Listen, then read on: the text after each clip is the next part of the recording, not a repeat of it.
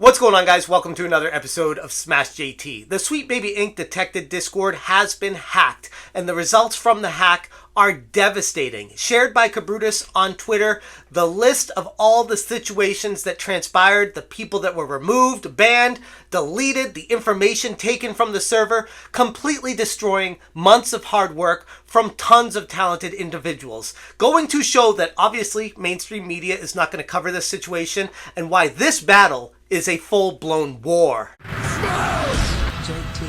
Hit that subscribe, give me a like, and check out SmashJT.com for the full article breaking down the details from Kabrutus on this hack of the SBI-detected Discord server. As far as the information that we have right now, it is really bad. Tons of people working on the server, mods, admins, completely removed because someone was able to hack into it with credentials of one of the users. The Discord server for Sweet Baby Inc. Detected was compromised in a significant cyber attack. The server, a hub created by Kabrutus Rambo on Twitter, to list these games touched by DEI-related companies. It faced extensive damages as an unknown assailant hacked an admin account, resulting in widespread chaos and destroying months of hard work. According to Kabrutus, the hacker managed to delete critical digital assets, including DEI-related research, artist works, and even components of an indie game project being collaboratively built on the server.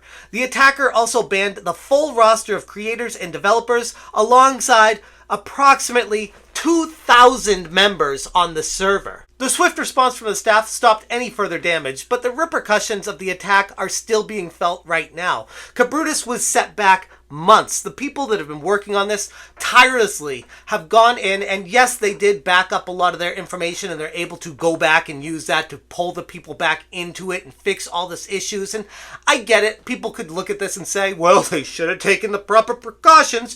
Probably shouldn't have given that information to someone that could have done that. Here's the thing. As many times as you try to cover your bases and make sure that everything's protected, something always seems to be able to slip through the crack when it comes to cyber attacks. It's why they're so prevalent. And the best thing you can do is take the necessary precautions, and even when those are done, this kind of stuff can still happen. Kabrutus expresses gratitude towards the staff for their rapid action, which prevented additional harm to the server. And he reassured affected members, advising them to contact the moderator with a direct message to get them back on the server so that they wouldn't be gone for long. And yes, this will be back up and running. It's already in full swing as I speak right now. This happened on May 10th, but Kabrutus was out of country, and he got to this at 5 a.m. on May 11th.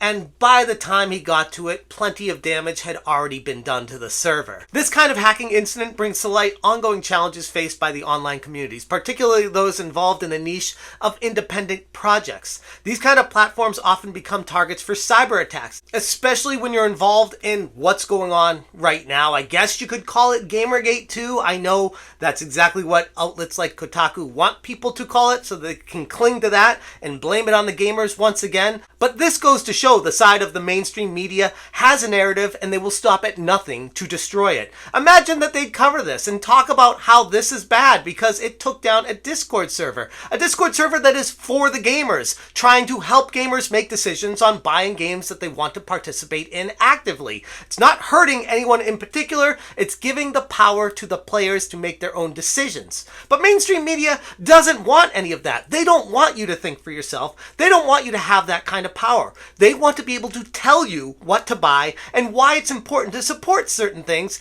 instead of you deciding for yourself if it's something that you want to participate in or not. Grums on Twitter said, the Sweet Baby Inc. detected Discord was hacked a few hours ago, but it is under control now. They deleted all the DEI research and did as much damage as they could. Everyone has to be unbanned.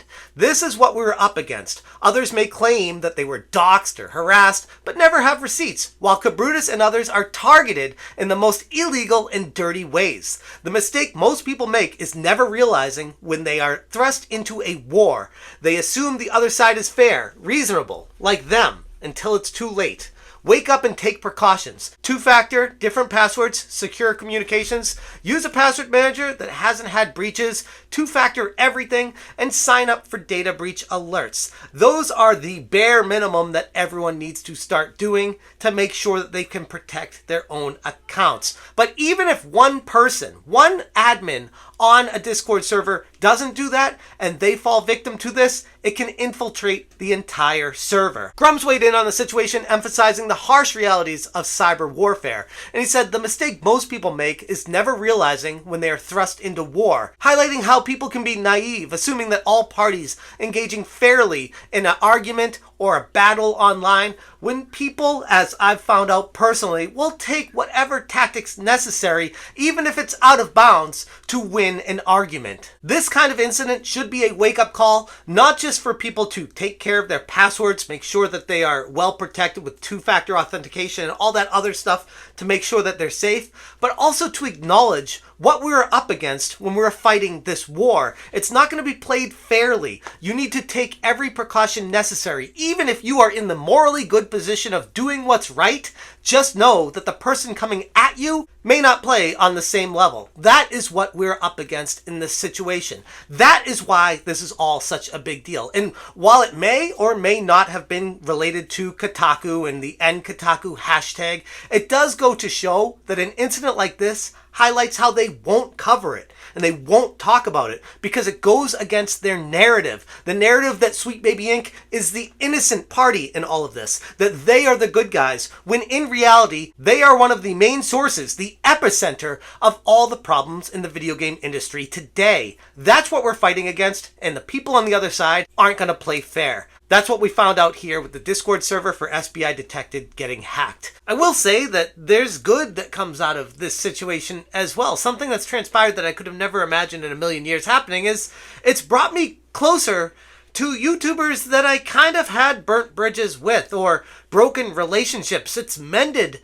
the path and we've gotten back together because we're all fighting for the common goal of gaming together against this evil. That's what you have to look at it as, is these people do not have your best intentions in mind when it comes to games being created. They want to have their agenda pushed in front of you. And I used to just think it was being blown out of proportion by people, that it wasn't that big of a deal, that people are just like, oh, they're just looking for a reason to fight with each other. Until you actually see what's transpiring behind the scenes, you're like, holy crap, no, this is a problem. It needs to be addressed. People need to take a stand against it. And we are. YouTube in general, YouTubers, gaming YouTubers are coming together as one and saying, no, we're pushing back against the agenda and narrative of companies like SBI and any kind of DEI companies out there that don't have the best intentions for gamers in mind. Hell, we're seeing it with companies like Kotaku right now that are pushing it in your face and getting mad at you if you don't agree with them. Like,